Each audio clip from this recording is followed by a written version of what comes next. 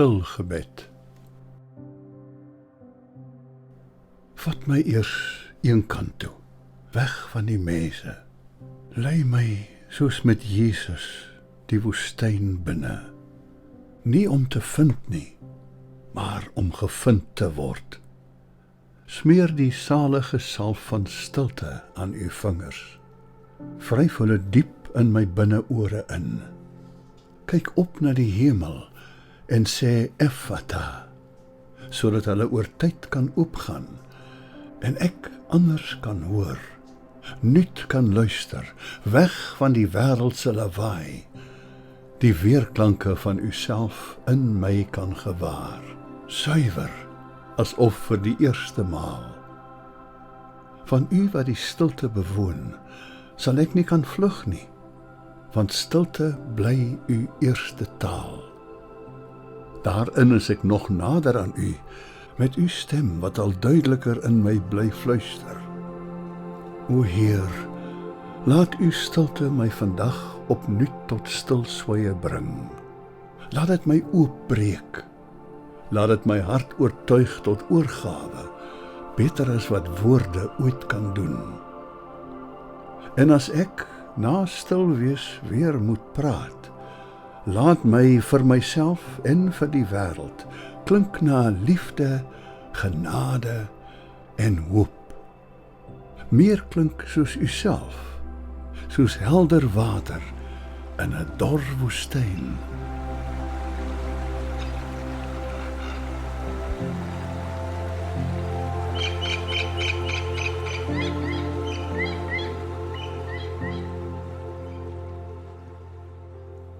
Goeiemôre. Ons praat vandag oor hoe lei die Heilige Gees jou. En ek wil jou vra, dink jy dis verwaand as ek vir jou sê dat die Here praat met my?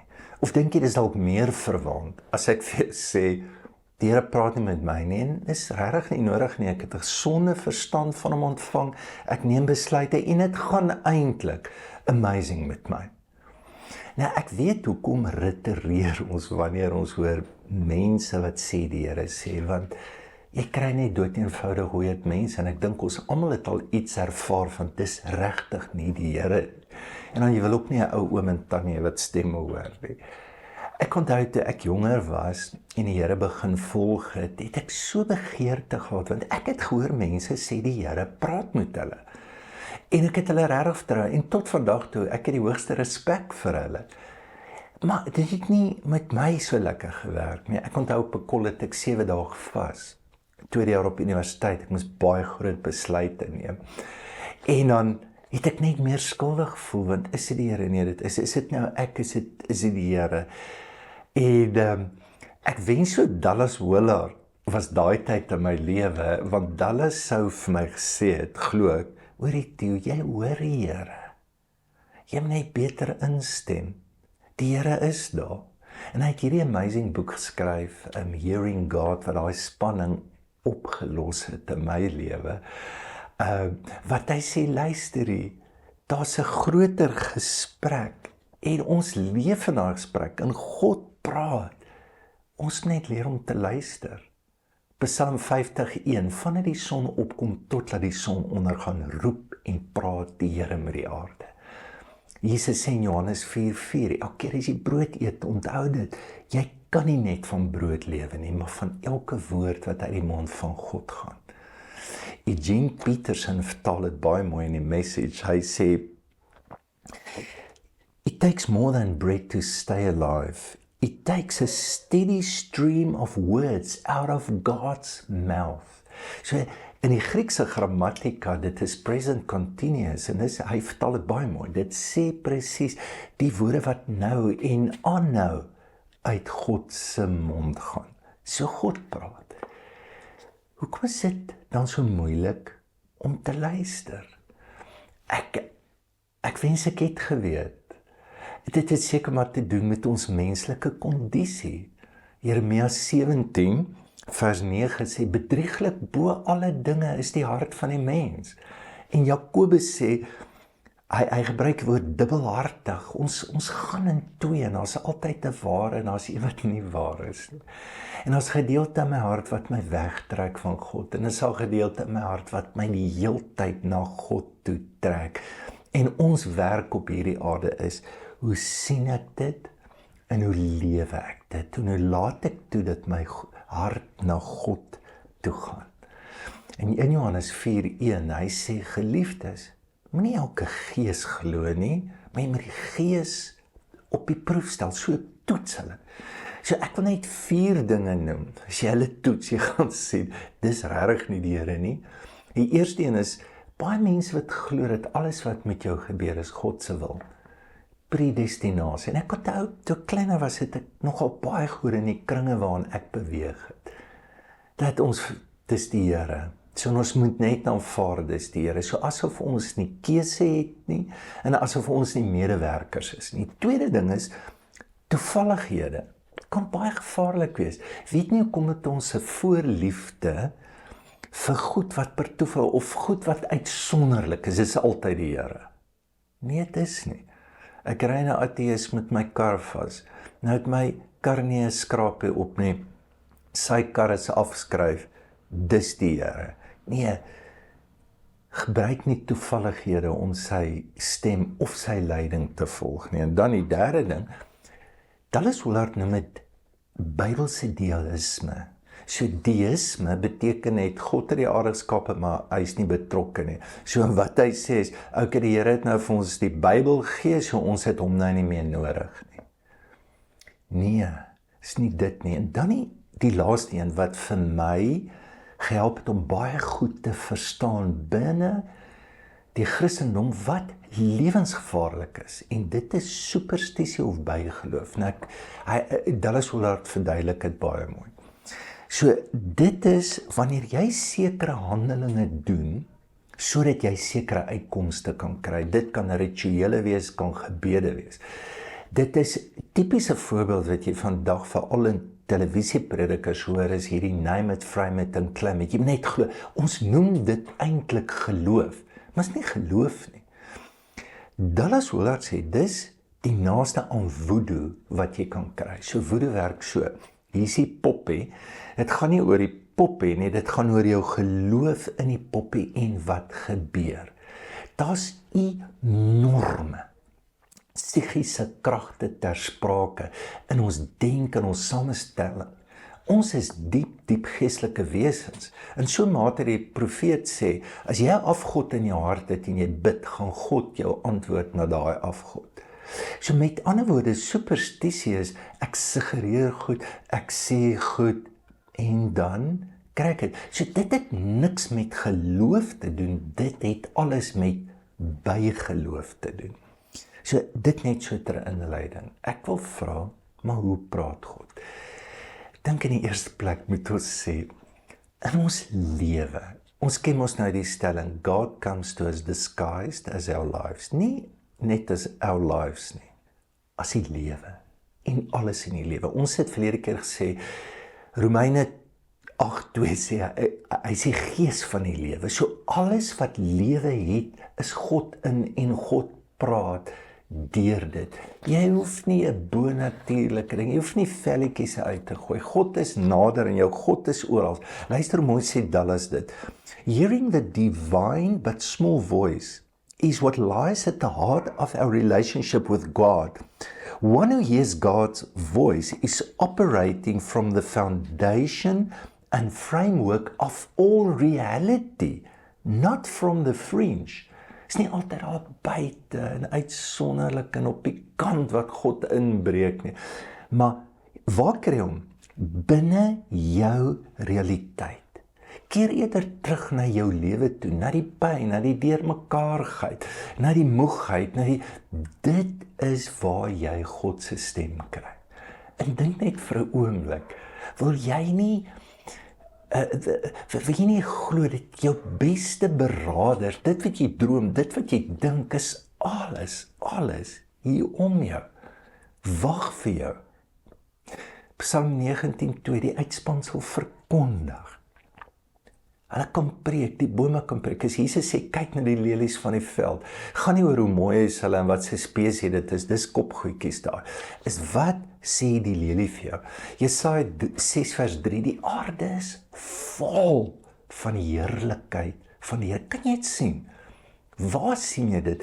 En hoe raak dit jou en hoe verander jy dit jou? Dink in Romeine 1, luister hoe mooi sê hy dit. Hy sê, sy onsigbare eienskappe word in die skepping duidelik gesien. God se onsigbare eienskappe, het jy dit al gesien? Dit is onsigbaar, maar deur die skepping kan ons dit betree nader aan dit kom. Ek is mal oor Job 12, wel van 'n versie, hy sê oor asseblief, God sê, gaan vra die diere, gaan vra die voëls, dat hulle jou leer. So hierdie skepping is 'n liefdesbrief wat nou geskryf word. Vir jou, jy moet dit net lees. Soos 'n radio. Die musiek op die radio, die musiek is nie die radio nie. Die vorm waarin God praat is nie so belangrik nie. Die inhoud is. Maar hier is die ding, die vorm is altyd stil, sag, verskuil, onsigbaar. Dis waar God ons ontmoet. Johannes sê dit so mooi, en as hy die gees van waarheid gekom het, sal hy julle lei in alle waarheid, en hy sal vir julle selfs vertel wat in die toekoms gebeur. Dis wat Jesus sê, Johannes 16 vers 3. Dan die tweede ding, ek het dit eenvoudig genoem, hoe hoor ons? Is omdat ons in 'n verhouding met hom lewe, en jy kan 'n ander woord vir luister en leiding van die Heilige Gees, kan jy gebed noem. So dit gaan nie net oor jy wat praat, en jy wat God vertel wat te bedoel nie. Dit gaan dat jy kan luister. Dallas sê dit mooi, hy sê, prayer is an honest exchange between people who are doing things together. God and I are working together. And I need to invoke His power in that activity. Joint activity is the key in understanding how conversation flows. In such conversations, we also talk about other things. Besides what God wants done today, we talk about what is happening, what is interesting, what is sad. Most conversation between God and humans is to help us to understand things.